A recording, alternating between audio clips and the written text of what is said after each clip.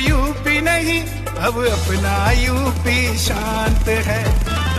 इस माफिया को मिट्टी में मिला देंगे। गुंडे फिर से बिलबिलाने लगे, अपने बिलों से निकल करके फिर रेंगने लगे। मैंने कहा घबराओ मत, रेंग के कितने चल पाओगे? 10 मार्च के बाद जब भाजपा की सरकार फिर से आएगी, तुम्हारी गर्मी शांत कर देगी। वो समाजवादी पार्टी के द्वारा पोषित माफिया है और उसकी कमर को तोड़ने का काम हमारी सरकार ने किया है। शर्म तो तुम्हें करनी चाहिए जो अपने बाप की सम्मान नहीं कर पाए। एक भी बार कर्फ्यू यूपी में नहीं लगा। अपराध के लिए, अपराधी के लिए कोई जगह नहीं।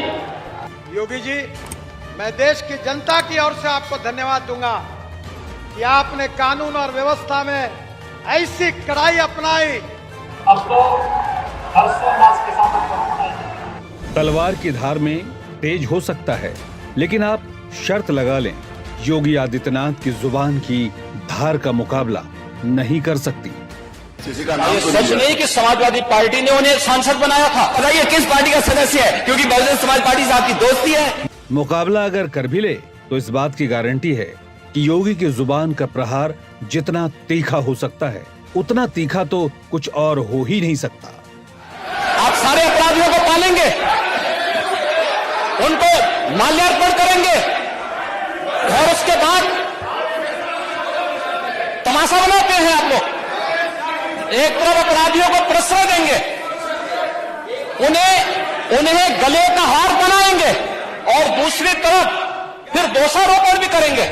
तीक्ष्ण दिमाग और विलक्षण बुद्धि के ये इकलौते पीस हैं। शब्द और कर्म के बीच में मजाल है कि कोई रेसे भर का भी फर्क निकाल कर दिखा दे। कई बार तो ऐसा होता है कि इधर बोला और उधर घटित हो गया। इस माफिया को मिट्टी में मिला देंगे। माननीय मुख्यमंत्री जी को धन्यवाद देती हूँ जो उन्होंने आज इतना बड़ा फैसला को अंजाम दिया। मैं इस समय मुख्यमंत्री जी का बहुत बहुत धन्यवाद करती हूँ। तो बाबा का तो सीधा दिशा निर्देश है, कायदे में रहोगे तो फायदे में रहोगे। और ठसक वो कि सूबे में दूसरा कोई सिक्का चलता ही नहीं। एक भी बार कर्फ्यू यूपी में नहीं लगा। खिलाड़ी ऐसा कि बॉल खुद फेंकते हैं और रन भी खुद ही बना लेते हैं। इस गेम में कौन आउट होगा और किसका विकेट जाएगा, इसका भी हिसाब किताब खुद ही लगा कर रखते हैं।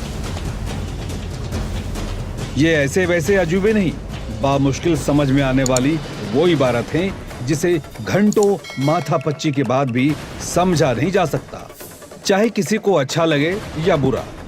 लेकिन योगी वर्तमान समाज और समय की जरूरत है।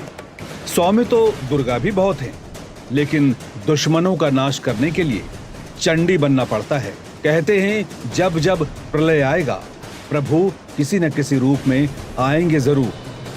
आपने उत्तर प्रदेश के गुंडे राज को जिस प्रकार से समाप्त किया, ये सज्जन शक्ति का दुर्जन शक्ति पर सज्जनता को बचाने के लिए किया हुआ एक प्रकार से एक आभार। कहते हैं भय को जिसने जीत लिया वह भयानक हो जाता है। आपने देखा होगा संत पहाड़ों की कंदराओं से लेकर भीषण जंगल के बीच मौज से रह लेते हैं।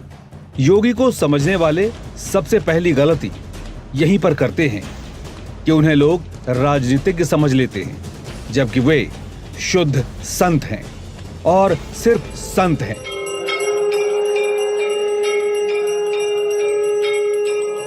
उन्होंने तपस्या के लिए इस समाज को चुना है, वो समाज जहां भक्ति करने वालों को भी 50 तरह के सेंध लग जाते हैं। तो समाज में रहते हुए संत का कठोरतम जीवन जीना कितना मुश्किल होगा जरा सोचिए। और जब एक आदमी ने अपना सब कुछ त्याग ही दिया, घर, परिवार, माँ बाप, सांसारिक सुख, तो फिर वो क्यों रुक गया? मैंने अपने परिवार को छोड़ा है, मैंने अपने माँ बाप को छोड़ा है, लेकिन आज मुझे अपराधी बनाया जा रहा है। महोदय, रजोगुणी भोग से लेकर भोजन तक योगी का बाहरी व्यक्तित्व जैसा भी हो, लेकिन भीतरी तौर पर एकदम शांत, संयमित और सादा जीवन जीते हैं।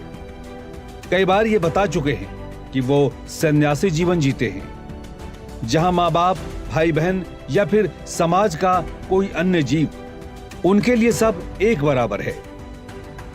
लेकिन जो समझना ही नहीं चाहे उसे समझा ही कौन सकता है।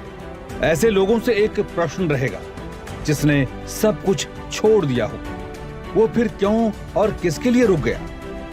कुसंस्कारों के खंडहर रूपी समाज में चंद रुपयों के लिए, स्त्री के लिए, या फिर कुल को तारने के लिए? एक मुख्यमंत्री के रूप में मैंने अपने राजधर्म का शपथ ली है, परिवार का नहीं। गेरुआ का मतलब आप जो भी समझते होंगे, लेकिन इस व्यक्ति ने इसकी परिभाषा बदल कर रख दी है। ये वो योगी हैं जो देश, राज्य और समाज रूपी दलदल में धंसकर वैराग्य को हर सेकेंड चुनौती दे रहे हैं। हम सबको पता है कि इसी देश का एक वर्ग, एक ऐसा तबका जिन्हें योगी फूटे आंख नहीं सुहाते, क्योंकि वो सनातन की बात करते हैं, वो हिंदू की बात करते हैं और भारत को भारत बनाने और बनाए रखने के लिए कुछ भी कर गुजरते हैं। और ये बात इसी समाज के एक तबके को इतनी बुरी लगती है कि वे कहते हैं कि योगी की जुबान बहुत तीखी है। लेकिन ईमानदारी से सोचिएगा एक बार, गौर से देखिएगा एक बार इस सादेपन को। इसमें एक खास किस्म की सच्चाई दिखेगी। जीवन शैली में तनिक भी लाग लपेट नहीं, कोई समझौता नहीं। इस 1.63 मीटर लंबे व्यक्ति को आप जितना समझते हैं, समझिए कि बहुत कम समझते हैं। समाज और सरकार में रहते हुए यहाँ वहां डोलने से इनको कोई संत चुनौती नहीं दे सकता, क्योंकि इन्होंने संन्यास के बाद समाज के चुनौती भरे और राजनीति की सड़ंद भरे गलियारों में तप करने का फैसला लिया है। और यकीन मानिए, ये तप इस संत को बहुत दूर तलक ले जाएगा।